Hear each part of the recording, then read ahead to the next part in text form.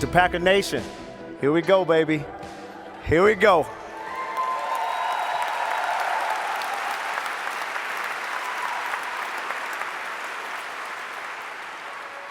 Tonight is our night. We're in the Hall of Fame, baby. We are in the Hall of Fame. Y'all know I can talk. But this is a good night to be in the Packers Hall of Fame. I remember 18 years ago, if someone would have told me that I'd be standing on this stage, I would have told you you were lying. But I remember that day like it was yesterday, the day of the draft, when I was predicted to go in the early rounds and I didn't get that phone call.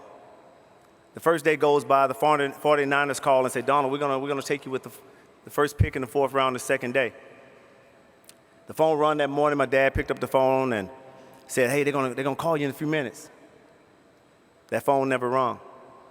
So at that time, I got frustrated, got upset and said, you know, this sucks.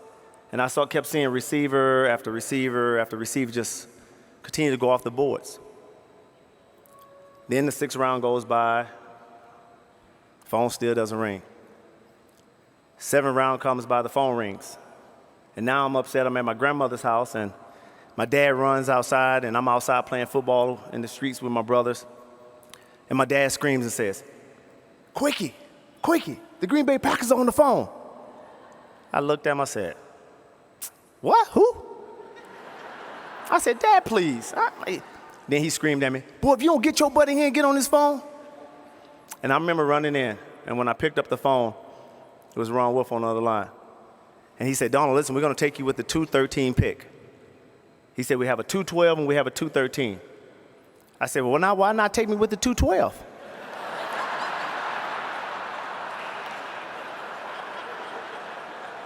And I'm still sitting there thinking, man, this is pretty cool. I'm getting drafted, 212. And I kept fussing about that 212 pick and didn't know that the guy they was picking at 212 was on the line with me. And that was Chris.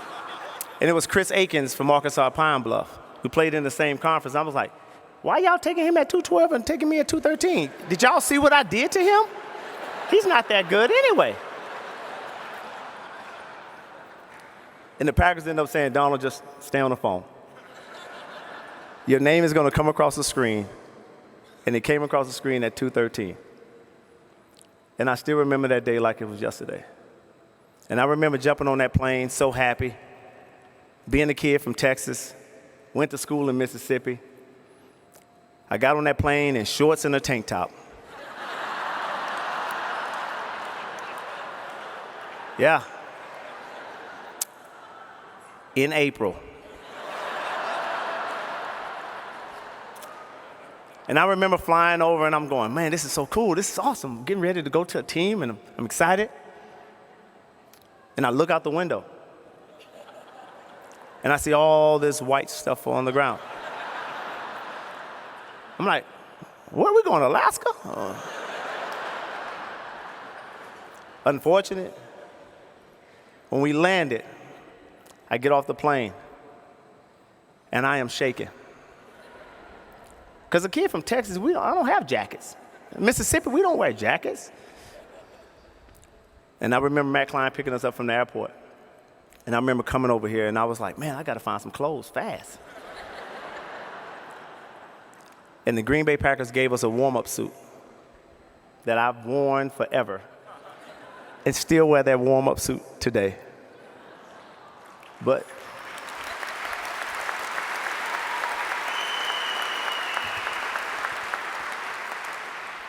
there was a moment during training camp, and Mike, he knows what I'm talking about. There was a moment when I was catching balls all over the place, and I just didn't know exactly what was going to happen. Then I get a phone call. Somebody comes downstairs and says, Donald, Ron Wolf wants you to come to his office. And I'm thinking, shoot, okay, I must have been balling. I'm going to get a new contract. This is it. This is awesome. 7th round, about to get a first-round contract. I'm about to be making money. Ron gets me in his office. He said, listen, there's not one person that believes you're going to make this team. but I do. He said, so I need you to go out there and I need you to work and I need you to prove everyone wrong.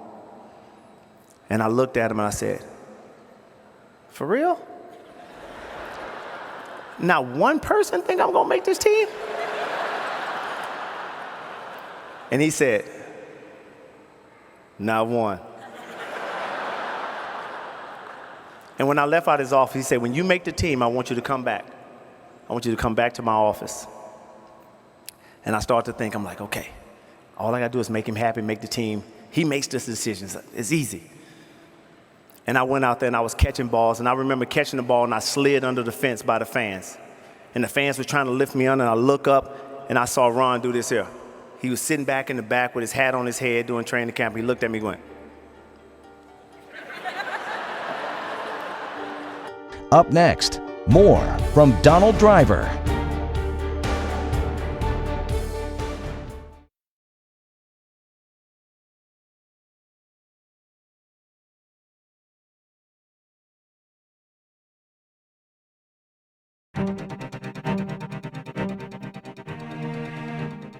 I put in the time, I put in the work.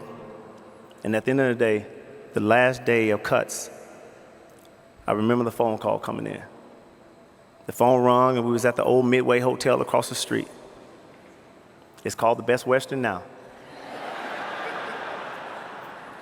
And I remember sitting in the hallway because at that time, a lot of guys didn't want to answer the phone because they knew if the phone rung, that means you were getting cut.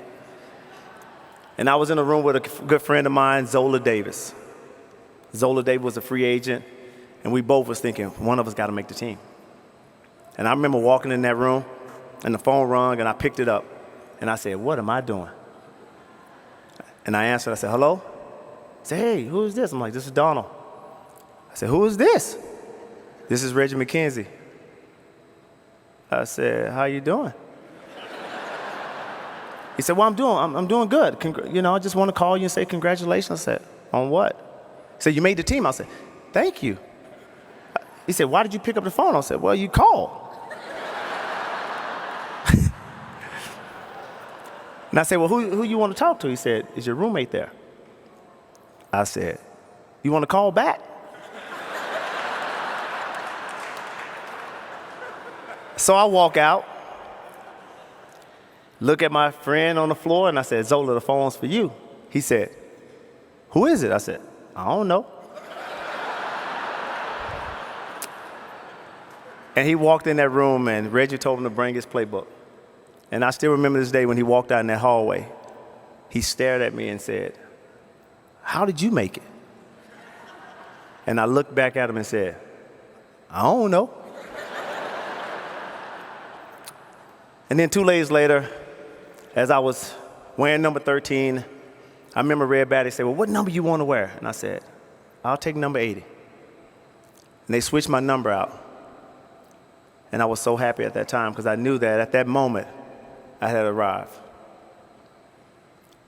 Then a day later, I looked down and one of the scouts come down and says, Donald, Mr. Wolf would like to see you.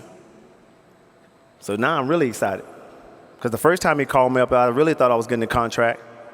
Now that I made the team, I knew I was getting a contract now. And I walk up there and he said, congratulations on making the team. I told you I had something for you. And I said, what is it? He said, let's go downstairs. And as you all remember the old pro shop, little small, real condensed pro shop. He walked in that store and he was like, you can get anything you want.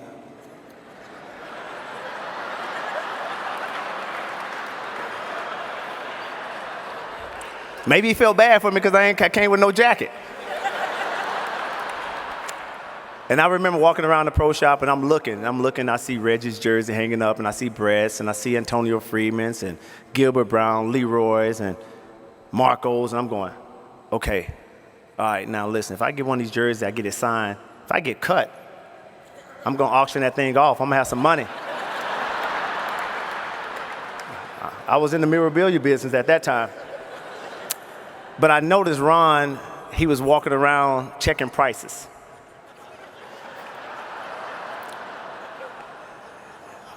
And he looks at this jacket. And I see him over there looking at it. He looked at it, and he kind of gave that look like, woo! And I said, man, wow, okay. I waited, and he said, just payroll deductor. I'll come back and sign it later. Hey, have fun. Bye. And I'm looking at him like, that's it? He was like, get what you want. I said, okay. And I remember walking over to that jacket, and I looked at the price. I said, woo-wee.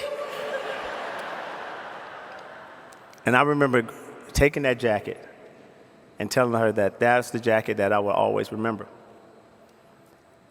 And I wore that jacket and kept that jacket in my presence for 18 amazing years. And I know Ron didn't know this was coming. But Ron, this is not my night, it's your night as well. I want to give you something that you gave me 18 years ago.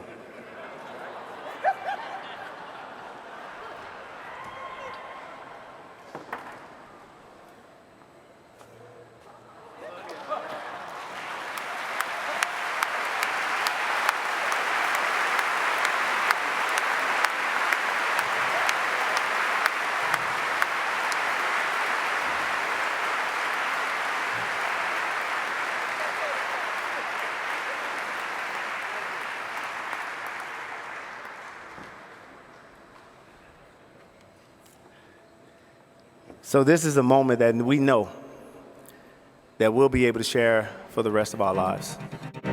More from Donald Driver when the Packers Hall of Fame induction banquet continues.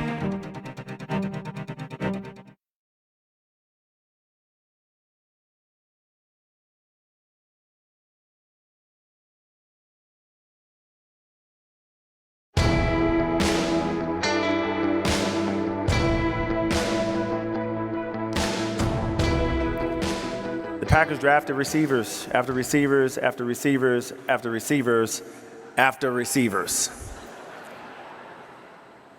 And as we all know, it comes to a point where your time will come to an end.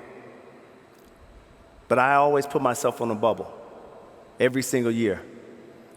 It was a challenge for me because I knew that if I continued to play the way I need to play, I wasn't going nowhere no time soon. But to now stand up here and know that those days now are over, and to look back at myself, what people call rags to riches, all I do is call it survival, because that's what God put me at. He put me in a place that I can't take for granted. It has been truly a blessing. And now to be in the Packers Hall of Fame, this is the moment we'll share forever. Not just myself, but everyone in this room. To the fans, this night is all about you guys. Every ball that I caught, it was for you. When I retired, it was for you. And tonight's Hall of Fame is for you. I love you all. Thank you. Thank you. Thank you.